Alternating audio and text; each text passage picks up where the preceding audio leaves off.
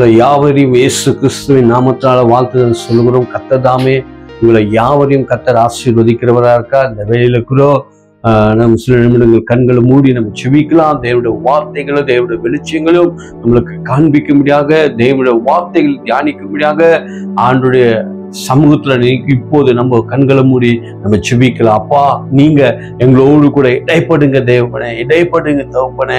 அப்பா, கேட்கிற எல்லாருடைய வாழ்க்கையிலும் அந்த வசனங்கள் இறங்கி கிரியை செய்யும்படியா நாங்கள் செபிக்கிறோம். கேட்கிற ஒவ்வொரு சபைகளுக்குள்ளும் தேவனுடைய வார்த்தைகள் கடந்து போக உதவி செய்யும்படியா நாங்கள் செபிக்கிறோம். ஐயா, நீங்க எங்களோடு கூட இடைப்படுங்க ஏசப்பா. அன்றுடைய பரலோகத்தின் பிரசன்னம் எங்களுக்குள்ள வல்லமையா இறங்கி கிரியை செய்யட்டும் ஆவியானவரே. இந்த வார்த்தைகள் அநேக பேருக்கு ஆசீர்வாதமா இருக்கட்டும். இயேசுவின் நாமத்துல நான் ஜெபிக்கிறேன், ஜீவனுள்ள நல்ல பிதாவே, ஆமென். கர்த்தர் தாமே உங்களை யாவரையும் கர்த்தர் உங்களை ஆசீர்வதிக்கிறவரா இருக்கிறார். இந்த வேளையில கூட உங்களுடைய மத்தியில தேவனுடைய வார்த்தைகளை தியானிக்கும்படியாகவும் பேசும்படியாகவும் கர்த்தர் கொடுத்த ஒரு பெரிய கிருபைக்காக, ஒரு தயவுக்காக நான் தேவனை நன்றி செலுத்துகிறேன். இந்த வேளையில கூட நான் ஜெபத்தின் சில வார்த்தைகளை நான் உங்களோடு கூட பேச விரும்புகிறேன். சில ஜெபங்கள் நமக்குள்ள காணப்பட வேண்டும். சில ஜெபங்கள் ஜெபித்த மனிதருடைய வாழ்க்கையில அவர்கள் பெற்றுக்கொண்ட நன்மைகள், இயற்கைக்கு அப்பாற்பட்ட காரியங்கள், உலகத்துல சாதிக்க முடியும் அப்படியாப்பட்ட காரியங்களை இன்னைக்கு ஜெபத்தின் நிமித்தம் நடக்கப்பட்டதா இருக்கிறது. இன்னைக்கு சில ஜெபங்களை, முழங்கால் ஜெபங்கள், முழங்கால்ல யாரார்கள் நின்று அவர்கள் ஜெபித்தார்கள், முழங்கால்ல நின்றவர்களுக்கு என்னென்ன நடந்தது, முழங்கால்ல நின்று ஜெபித்த ஒவ்வொரு நபர்களுக்குள்ள தேவன் கொடுத்த ஒரு மகத்துவமான காரியம் என்ன, அற்புதங்கள் என்ன என்று நம்ம இன்னைக்கு வேதத்துல நிமித்தம் இன்னைக்கு சில காரியங்களை நம்ம பார்க்கக்கூடியவர்களாக நம்ம இருக்கிறோம். இன்னைக்கு உண்மையாக முழங்கால்ல நின்று ஜெபித்தவன், முழங்கால்ல கேட்டவன், அவன் என்றைக்கும் வாழ்க்கையில அவன் தோற்று போனதே கிடையாது நேரத்துல. ஏன்னா முழங்கால் ஜெபம் என்றது அது ஒரு பெரிய ஒரு வல்லமையை கொண்டு வருகிறதா இருக்கிறது. முழங்கால் ஜெபம் என்றது ஒரு பெரிய அதிசயத்தை கொண்டு வருகிறதா இருக்கு.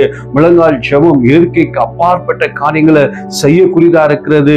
முழங்கால் ஜெபம் இல்லாதது இருக்கிறதா அழைக்கிற ஒரு காரியமா இருக்கிறது. அதுதான் முழங்கால் ஜெபம் என்று சொல்லப்பட்டுகிறது. இன்னைக்கு பார்க்கும்போது அநேக பேர்கள் இந்த முழங்கால்ல நின்று ஜெபித்தவர்களோட வாழ்க்கையெல்லாம் நீங்க தேடி பாருங்க. இன்னைக்கு அவர்கள் வெற்றி சிறக்காம இல்ல, எல்லாருடைய வாழ்க்கையில அந்த முழங்கால்ல ஜெபித்தவர்கள், முழங்கால்ல நின்றவர்களுக்கு அநேக பேர்களுக்கும் ஆண்டவர் வெற்றியை தந்தவரா இருக்கிறார். நாங்களும் முழங்கால்ல நின்று ஜெபிக்கும் போது தேவன் நம்மளுக்கும் முழங்கால்ல ஆண்டவர் பெரிய வெற்றியை தருகிறவரா இருக்கிறார். இன்றைக்கு பாருங்க, இன்னைக்கு ஒரு தேவ மனுஷன் இன்னைக்கு அவர் வந்து பார்க்கும்போது அவர் எப்படி அவர் முழங்கால்ல முகம் குப்புற விழுந்து அப்படியே தேவனுக்கு சரண்டராய் முழங்கால்ல ஒரு ஜெபித்தவரா இருக்கிறார். அந்த நேரத்துல அந்த இடத்துல நம்ம ஒரு வசனத்தை நம்ம வாசிக்கலாம். 1 ராஜாக்கள்ல 18வது அதிகாரம் 42வது வசனத்தை எடுத்து நம்ம வாசிப்போம். ஆகாப் போஜனபானம் பண்ண போனான். எலியா கர்மேல் பர்வத்துக்கு மேல போய் சிகரத்தின் மேல் ஏறி தரையிலே பணிந்து, அவருக்கு பாருங்க, தரையில அவர் பணிந்து தன் முகம் தன் முழங்காலில் பட குனிந்து தன் ஊழியக்காரனை நோக்கி நீ போய் சமுத்திர முகமாய் பார். அவன் போய் பார்த்து ஒன்றும் இல்லை என்றான். ஒன்றும் இல்லை என்று சொன்னான். நீ இன்னும் 7 தரம் போய் பார் என்றான். 7 தடவை போய் பார் என்றான். பாருங்க, இந்த இடத்துல அவர் சொல்லப்பட்டிருக்கு, அவர் முழங்கால்ல நின்று அவர் முகம் குப்புற விழுந்து அவர் என்ன பண்ணுகிறார், தன்னை அவர் சாஷ்டாங்கமாய் தேவனுக்கு அந்த இடத்துல முழங்கால்ல நின்று அவர் ஜெபித்தவரா இருக்கிறார். எலியா ஜெபித்தவரா இருக்கிறார் என்று அந்த இடத்துல சொல்லப்பட்டுகிறது. அப்போ பார்க்கும்போது நீ சமுத்திரனுக்கு நீ போய் பார் அந்த இடத்துல என்று அவனுடைய ஊழியக்காரனை அவர் அனுப்பக்கூடியவரா இருக்கிறார். அந்த இடத்துல அவர் அந்த இடத்துல ஜெபித்து கொண்டிருக்கிறாரு. அவர் ஜெபிக்கும் போது அந்த இடத்துல ஒன்றும் ஆகப்படல என்று அவர் வந்து சொல்லக்கூடியவனா இருக்கிறான். மறுபடியும் சொல்றார், 7 தடவை போகிறான். அந்த 7 தடவும் அவர் பார்க்கும் போது எலியா என்ன பண்ணி கொண்டிருந்தார் என்றால், அந்த அற்புதம் அங்க நடக்கிற வரைக்கும், ஒரு அதிசயம் நடக்கிற வரைக்கும், ஒரு மிராக்கிள் நடக்கிற வரைக்கும் அவர் என்ன பண்ணார்னா, அவர் முழங்கால நின்று முகம் குப்புற விழுந்து தன்னை அவர் சாஸ்தாங்கமாய் விழுந்து தேவனிடத்துல ஜெபித்து கொண்டிருந்தவரா இருக்கிறார். ஹல்லேலூயா. ஆனா இந்த இடத்துல பாருங்க, அவரு ஒரு தடவை ஒரு தடவை பாக்குறாரு, ஒன்றும் காணப்படல. 2வது தடவை பாக்குறாங்க, 3வது தடவையும் பாக்குறாங்க, 4வது தடவையும் பாக்குறாங்க, 6வது தடவை 7வது தடவை பார்க்கும்போது கையளவுக்கு ஒரு மேகம் அவர்களுக்கு காணப்படுகிறதா இருக்கிறது. அல்லேலூயா. அப்படியாப்பட்ட ஒரு எலியா அவர் நின்று, அவரும் முழங்கால நின்று அவரும் ஜெபித்தவரா இருக்கிறார். கர்த்தருக்கு ஸ்தோத்திரம். அல்லேலூயா. 3 வருஷம் 6 மாதங்கள் மழை பெய்யாம இருந்தது. அவர் மழையை நிக்க வைக்கிறதுக்கும் அவருக்கு என்ன இருக்கிறது, ஒரு அதிகாரங்களை கொடுக்கப்பட்டது. அல்லேலூயா. அதே எலியா அந்த ஆகாப்புக்கு விரோதமாக அந்த இடத்துல செயல்படும் போது அந்த மலையை நிக்க வைத்தவரா இருக்கிறார். ஆனா அவர் ஜெபித்து அந்த நிக்க வைத்தவரா இருக்கிறார். அதே போல அதே எலியா முழங்கால நின்று அந்த மலைக்காக ஜெபம் பண்றாரு. அந்த மலையை பார்க்கும் போது அந்த இடத்துல வந்ததா இருக்கிறது. அல்லேலூயா. அப்ப பாருங்க, இன்னைக்கு அவர் முழங்கால நின்றவரா இருக்கிறார். முழங்கால நின்றவர்களுக்கு இயற்கைக்குள்ள செவி கொடுக்கிறதா இருக்கிறது. அந்த இடத்துல அந்த நேரத்துல அவர் ஜெபித்து முடிக்கும் போதே அங்க அற்புதங்கள் நடந்ததா இருக்கிறது, அதிசயங்கள் நடந்ததா இருக்கிறது. அல்லேலூயா. 7 தடவையும் போறாரு. ஆனா அவரோட அந்த ஜெபத்தை அவர் எழுந்து வரல. அவர் அங்கேதான் இருந்தார். ஆனா அவரோட சீடன் அனுப்பினார். அந்த இடத்துல பார்க்கும்போது அவர் ஜெபித்த ஜெபத்துக்கு, முழங்கால நின்ற காரியத்துக்கு அதே நேரத்துல அதே வேளையில கர்த்தர் அற்புதம் செய்தவரா இருக்கிறார். இன்றைக்கு நீங்களும் யோசித்து பாருங்க. ஏன் இன்ன வரைக்கும் நம்ம யோசிக்கிறோம், இந்த காரியம் ஆகல, இந்த காரியம் முடியல, என்னால் ஆகல என்று யோசித்து கொண்டிருக்கிறோம், அவ்வளவுதான் முடிஞ்சிச்சேன்னு. ஆனா தேவன் சில காரியங்களை ஆண்டவர் வைத்திருக்கிறார். உனக்கு ஒரு அதிசயம் நடக்கணுமா, இயற்கைகள் உங்களுக்கு சூப்பர் நேச்சுரல் கொண்டு வரணுமா, அற்புதங்கள் நடக்கணுமா, உன் வாழ்க்கையில நீ முழங்கால நில்லு. உனக்குள்ள ஆண்டவர் செய்ய காரியங்கள் அற்புதமா இருக்கும். அல்லேலூயா. தேவன் எலியாவை அவர் அறிமுகம் பண்ணும்போது எப்படி சொல்லுகிறார்னா, நானும் ஒரு பாடு உள்ள ஒரு மனுஷன் தான், நான் ஒரு பாடு உள்ள மனுஷன், அவன் பெரிய வல்லமையானவன், நான் பெரிய அதிசயமானவன், அற்புதமானவன், பெரிய ஒரு காரணம் இந்த இடத்துல அவர் காண்பிக்கல, ஒரு பாடு உள்ள மனுஷன் என்று சொல்லப்பட்டுகிறது. ஆனா அவர் சவாலிட்டாரு, அந்த இடத்துல அற்புதங்கள் நடந்ததா இருக்கிறது. அல்லேலூயா. அதுதான் எலியாக்குள்ள இருந்து ஒரு பெரிய காரியம் என்னென்றால், நான் முழங்கால் நிற்கும் போது எனக்கு கர்த்தர் இறங்கி அற்புதங்களை செய்வார் என்ற ஒரு நிச்சயம் இருந்தது. அல்லேலூயா. உன்னை தோற்று போக ஆண்டவர் விட மாட்டார், உன் அனாதையை கர்த்தர் விட மாட்டார். நீ முழங்கால நில்லு, முழங்கால கேளு, உங்களோட காரியங்களை தேவன் செய்கிறவரா இருக்கிறார். அப்ப பாருங்க, இன்னும் ஒரு நபர், அவர் முழங்கால நின்று அவர் ஜெபிக்கும் போது என்ன காரியங்கள் நடந்தது என்று பார்க்கும்போது 2 நாளாகவும் 6வது அதிகாரம் 14வது வசனத்தை வாசிப்போம். இஸ்ரவேலின் தேவனாகிய கர்த்தாவே, வானத்திலும் பூமியிலும் உமக்கு ஒப்பான தேவன் இல்லை, உனக்கு ஒப்பான தேவர்கள் இல்லை, தங்கள் முழு இருதயத்தோடு உமக்கு முன்பாக நடக்கிற உமது அடியாருக்கும் உடன்படிக்கையும் கிருபையும் காத்து வருகிறீர். தேவரீர் என் தகப்பனாகிய தாவீது என்னும் உமது அடியானுக்கு செய்த வாக்குத்தத்தத்தை காத்தருளினீர். அந்த இடத்துல நீங்க இன்னும் கீழே வசனத்தை வாசிக்கும் போது, சாலமோன் அவர் ஜெபிக்கும் போது, அவர் முழங்கால் படியிட்டு அவர் ஜெபிக்கும் போது இடத்துல பார்க்கும்போது ஒரு பெரிய தேவ பிரசன்னம், தேவனோட வல்லமை அந்த ஆலயம் முழுவதும் நிரப்பினது என்று வேத வசனம் சொல்லப்பட்டதா இருக்கிறது. அதுல 2 நாளாக 7வது அதிகாரம் 1வது வசனத்தை வாசிக்கும் போது, சாலமோன் ஜெபம் பண்ணி முடிக்கிற போது அக்கினி வானத்திலிருந்து இறங்கி, பாருங்க, எங்கிருந்து இறங்கினதா, வானத்திலிருந்து அக்கினி இறங்கினது என்று சொல்லப்படுகிறது. சர்வாங்க தகன பலியையும் மற்ற பலிகளையும் பட்சித்தது. கர்த்தருடைய மகிமையும் ஆலயத்தை நிரப்பிச்சு. கர்த்தருடைய மகிமை ஆலயத்தில் நிரப்பினது. கர்த்தருக்கு ஸ்தோத்திரம். அல்லேலூயா. இந்த இடத்துல அவர் ஆலயத்துக்குள்ள போய் அவர் ஜெபிக்கிறவரா இருக்கிறார். சாலமோன் ஜெபிக்கிறவரா இருக்கிறார். அந்த ஜெபிக்கிற மனிதனுடைய காரியங்கள் அங்கிருந்து எல்லா பிலிப்பிடமும் அந்த இடத்துல என்ன ஆனது, அந்த இடத்துல ஒன்றுமில்லாம ஆகி போயிட்டது. ஆனா தேவனுடைய மகிமை அந்த இடத்துல பலமாய் இறங்கினது. அல்லேலூயா. தேவனுடைய மகிமைய அவர்கள் பார்த்தவர்களா இருக்காங்க, தேவனுடைய பிரசன்னத்தை அவர்கள் பார்த்தவர்களா இருக்காங்க. ஆலயம் முழுவதும் ஆலயம் முழுவதும் அவருடைய மகிமை நிரம்பினதா இருக்கிறது. ஹல்லேலூயா. இன்னைக்கு பாருங்க, ஒருத்தர் அவரு முழங்கால் அவர் ஜெபிக்கும் போது ஆலயமே ஒரு மகிமைக்குள்ள போனதென்றால், மகிமைக்குள்ள அந்த இறங்கி வந்ததென்றால், அங்கிருந்தது எல்லாம் பச்சித்து போட்டதென்றால், அப்போ தேவனுடைய அந்த ஜெபத்துக்கு எப்படியாப்பட்ட ஒரு வல்லமை இருக்கிறது, அந்த முழங்காலுக்கு எப்படியாப்பட்ட ஒரு வல்லமை இருக்கிறது என்று நம்ம பார்க்க வேண்டும். ஹல்லேலூயா.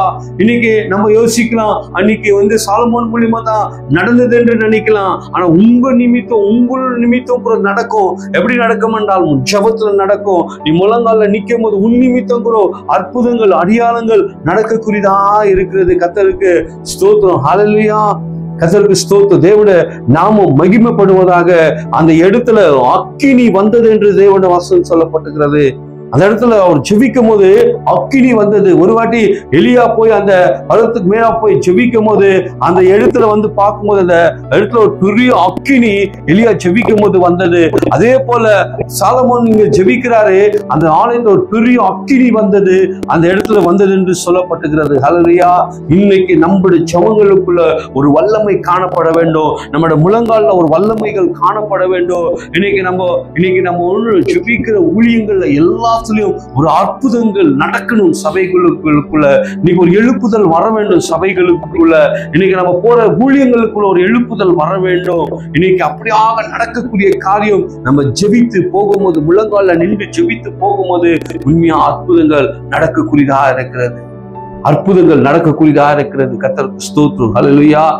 இந்த முழங்கால கர்த்தர் இருக்கும்போது எந்த ஒரு தீங்கும் நம்மளை அணுக முடியாது, எந்த ஒரு பொல்லாப்பு நம்மளை மேற்கொள்ள முடியாது.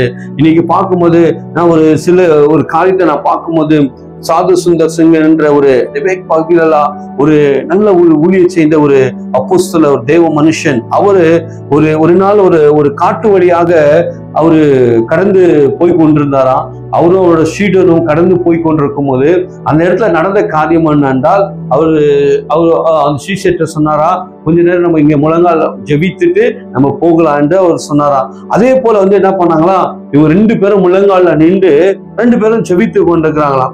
கொஞ்ச நேரம் ஆச்சு, இன்னும் கொஞ்ச நேரம் ஆச்சு. அப்படியே முழங்கால் அப்படியே ஜெபித்து கொண்டிருக்கும் போது தூரத்துல இருந்து என்ன ஆகுதுன்னா, சிங்கம் புறப்பட்டு வந்துட்டு இருக்குது. அந்த இடத்துல இந்த சிங்கம் புறப்பட்டு வரும்போது இவனோடு கூட இருந்த இந்த சாது சுந்தரோடு கூட இருந்த அந்த சீஷன் பார்த்து சிங்கத்தை பார்த்துட்டான். இந்த சிங்கத்தை பார்த்துட்டு அவன் என்ன பண்ணான், பயந்து ஒரு மரத்து மேல ஏறி போய் நின்று கொண்டு வேடிக்கை பார்த்து கொண்டிருக்கிறான்.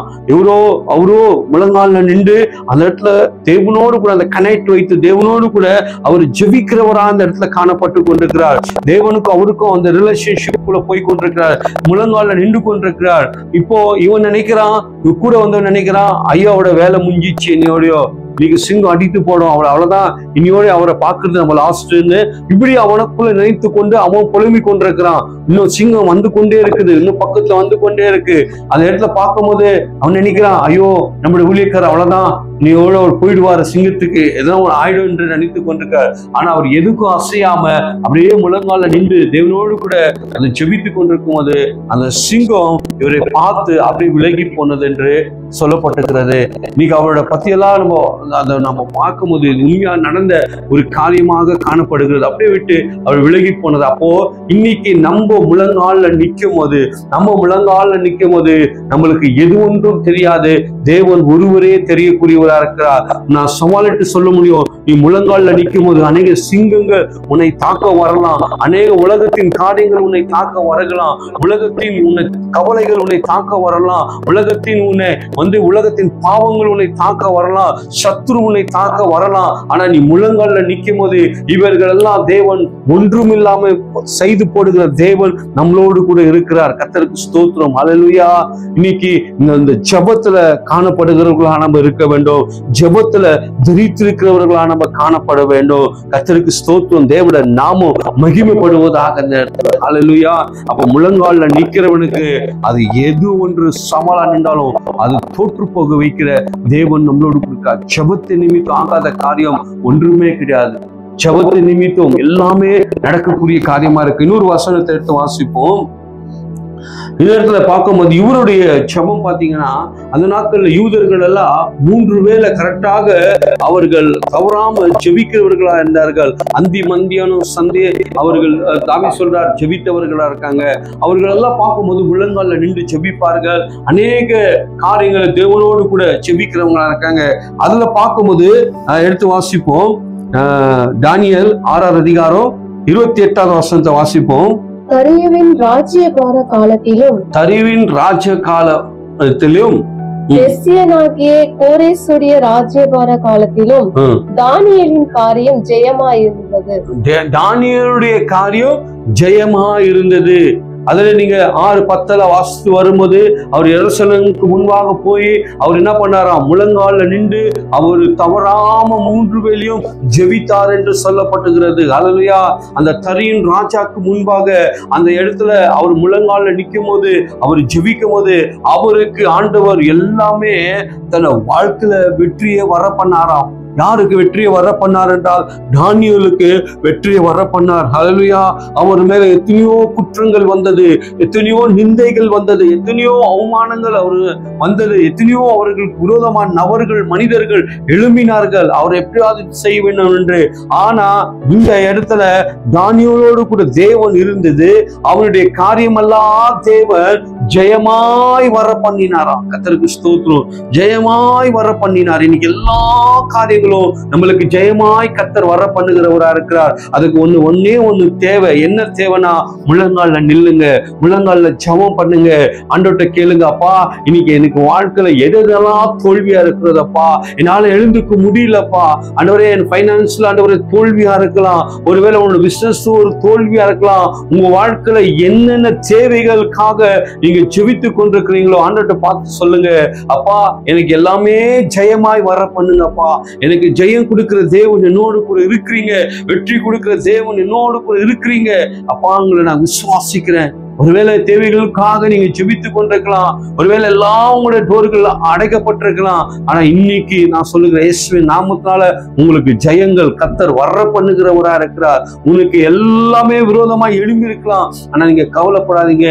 உன்னை ஜெயம் கொடுக்கிற தேவன் நம்மளோடு கூட இருக்கிறார். அல்லேலூயா. இதுல பாருங்க, ஒவ்வொரு வாழ்க்கையிலும் ஆண்டவர் ஜெபித்த வாழ்க்கையில அற்புதங்களை தேவன் செய்தவரா இருக்கிறார். இன்னொரு வசனத்தை எடுத்து வாசிப்போம்.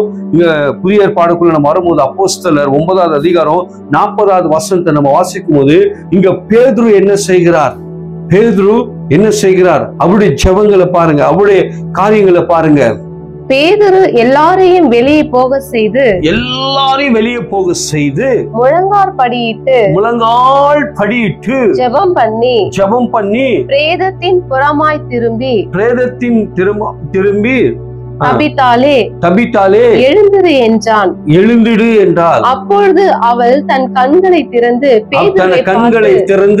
பேதுருவை பார்த்து அவர் உட்கார்ந்தார். பாருங்க, அந்த இருக்கிற ஜனங்கள் எல்லாம் அந்த இடத்துல என்ன பண்றாரு? பேதுரு அனுப்பக்கூடியவரா இருக்கிறாங்க, எல்லாரும் வெளியே போயிடுங்க என்றார். ஆனா அந்த இடத்துல தனிமையில பிரேதத்துக்கு அந்த சரீரத்துக்கு முன்பாக அவர் என்ன பண்ணுகிறாரு? முழங்கால் படியிடுகிறவரா இருக்கிறார், முழங்கால்ல ஜெபித்தவரா இருக்கிறார். எவ்வளவு நேரம் ஜெபித்தாருன்றாங்க வேதவசனம் சொல்ல, ஆனா அவர் முழங்கால் போட்டு முழங்கால்ல ஜெபித்தவரா இருக்கிறார், முழங்கால்ல ஜெபித்தவரா இருக்கார். எதுக்கு முன்பாக ஜெபித்தவரா இருக்கிறாரு? ஒரு பிரேதம் இருக்கிறது, ஒரு செத்து போன ஒரு சரீரம் அங்க இருக்கிறது. அந்த சரீரத்துக்கு முன்பாக பேதுரு முழங்கால்ல ஜெபிக்கக்கூடியவரா இருக்கார். என்ன சொல்றான்? தபித்தாவே நீ எழும்பு என்றார். ஹல்லேலூயா. அந்த எழுத்துல அவர் ஜெபித்து கொஞ்ச நேரத்துக்குள்ள அந்த செத்து போன சரீரம் அந்த அம்மா உயிரோடு எழுந்து வந்தாங்க என்று வேத வசனம் சொல்லப்பட்டுகிறது. ஹல்லேலூயா. அவருடைய கண்கள் திறக்கப்பட்டது என்று சொல்லப்பட்டிருக்கு.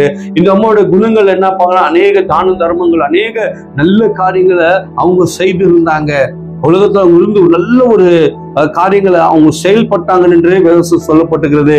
அப்போ பாருங்க, பேதுருக்குள்ள இருந்த அதே வல்லமை தான், பேதுருக்குள்ள இருந்த அதே அதிகாரம் தான் பேதுரை எப்படி கர்த்தர் பயன்படுத்தினாரோ அதே போலதான் நம்மளையும் கர்த்தர் எல்லா வகையான வல்லமைகளையும் கொடுத்து கர்த்தர் நம்மளை பயன்படுத்துகிறவரா இருக்கிறாரு. இன்னைக்கு பாருங்க, முழங்கால் படிட்டு ஜெபிக்கிறவனுக்கு, முழங்கால்ல நிக்கிறவனுக்கு அவனுக்கு என்றைக்கும் அவனுக்கு தோல்வி என்றது கிடையாது.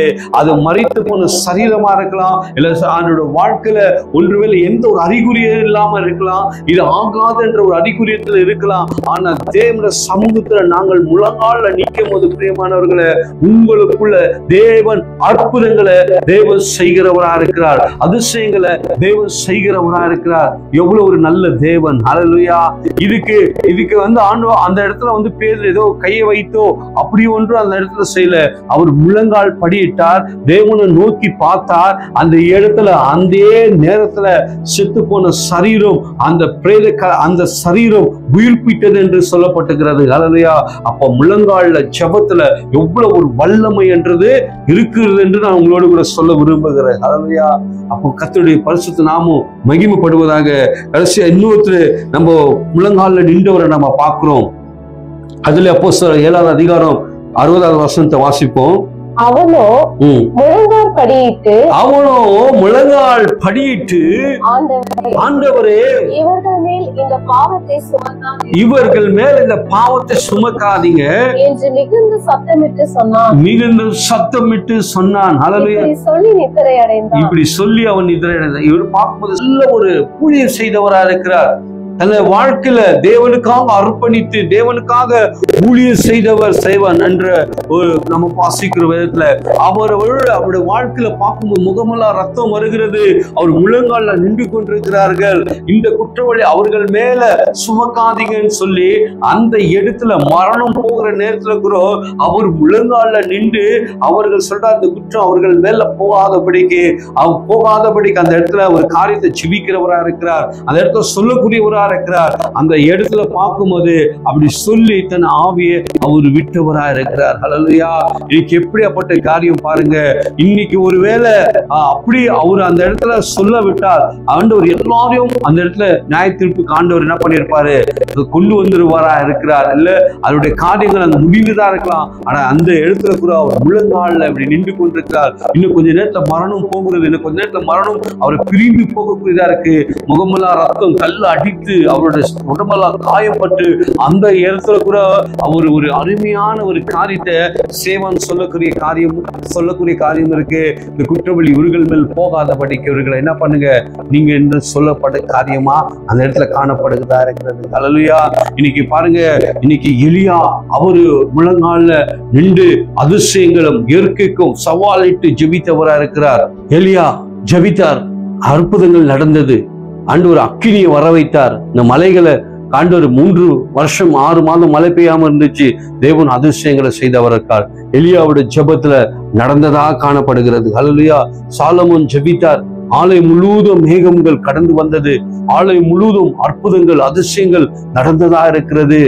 அக்கினிகள் வந்ததா இருக்கிறது. இன்னைக்கு நம்மளுடைய சமத்துல கூட அந்த மாதிரி ஒரு வல்லமை, அந்த மாதிரி ஒரு அதிசயங்கள் காணப்படுகிறதா இருக்க வேண்டும். தானியேலோட வாழ்க்கையில தவறாம 3 வேளையும் அவர் போய் முழங்கால்ல நின்று அவர் ஜெபித்தார் என்று வேத வசனம் சொல்லுகிறது. அவருக்கு எல்லாமே கர்த்தர் ஜெயமாய் வர பண்ணார். இன்னைக்கு நம்மளுக்கு எல்லாமே கர்த்தர் ஜெயமாய் வர பண்ணுகிறவரா இருக்கிறார். ஹல்லேலூயா. பேதுரு ஜெபித்தார், முழங்கால்ல நின்றார். அவர் பிரேதக்களை பார்த்து அந்த சரீரத்தை உயிரோடு எழுப்புனவரா இருக்கிறார். தபித்தா உயிரோடு எழுப்புனவரா இருக்கிறார். அவருடைய ஜெபத்துக்கு தேவன் ஒரு வல்லமையை தேவன் கொடுத்து அந்த இடத்துல அற்புதங்களை செய்தவரா இருக்கார். செய்வான் தன் வாழ்க்கையில அவர் போகும்போது கூட முழங்கால்ல நின்று எல்லாரும் மன்னிங்க, அவர் குற்றப்படி அவர்கள் மேல ஆகாது என்று சொல்லி அவரும் தன்னை உயிர் விட்டவரா இருக்கார். அவரும் முழங்கால்ல நின்றவர், அவரு ஜெபித்தவரா இருக்கிறார். கர்த்தருக்கு ஸ்தோத்திரம். ஹல்லேலூயா. கடைசியாக பார்க்கும்போது இயேசு கிறிஸ்து தன் முழங்கால்ல அவர் நின்று ஜெபித்தவரா இருக்கிறார். ஹல்லேலூயா. முழங்கால்ல நின்றவரா இருக்கிறார். இன்னைக்கு நம்மளும் முழங்கால்ல நின்று ஜெபிக்கிறவர்களா நம்ம மாற வேண்டும். முழங்கால்ல நம்ம நிக்கிறவன் என்றைக்கும் அவன் தோற்று போக மாட்டான். முழங்கால கேட்கிறவன், முழங்கால் ஜெபத்துல கேட்கிறவன், அவனுக்கு ஆண்டவர் வானங்களை திறந்து இதெல்லாம கத்தர் அவனுக்கு ஆசீர்வாதத்தை கத்தர் கொடுக்கக்கூடியவரா இருக்கிறார். இதெல்லாம் நம்ம வாழ்க்கையில செய்து கிடையாது. ஆண்டவரே அற்புதம் செய்யுங்க, அதிசயத்தை செய்யுங்க சொன்னா எப்படி அற்புதங்கள் நடக்கும், எப்படி அதிசயங்கள் நடக்கும்? நீங்க தேவனுக்கு செய்ய வேண்டிய காரியங்கள், முழங்கால நில்லுங்க, முழங்கால கேளுங்க.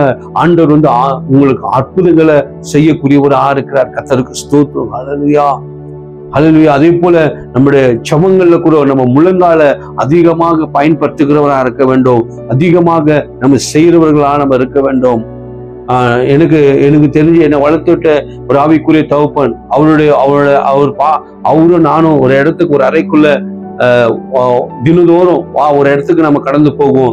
அந்த இடத்துல போகும்போது மலையோ இல்ல ஒரு சர்ச்சையோ, அந்த சர்ச்சில் போகும்போது அவருக்கு ஏறக்குரிய ஒரு 70 வயசு இருக்கும். அவரும் நானும் போய் ஒரு இடத்துல தேவனோடு கூட ஜெபிக்கலான்று போவோம். அவரும் முழங்கால் படியிடுவார், நானும் முழங்கால் படியிடுவேன். ஆனா அந்த அவரோடு கூட என்னால் ஈடுபட முடியாது. அப்படி முழங்கால் போட்டு ஒரு ஜெபிக்கிற ஒரு மனுஷன் இன்னி வரைக்கும் அவருக்கு 70-80 வயசு கிட்ட ஆகுது. இன்னி வரைக்கும் அவர் முழங்கால்ல நிக்கிறத விடல, முழங்கால்ல ஜெபிக்கிறத விடல.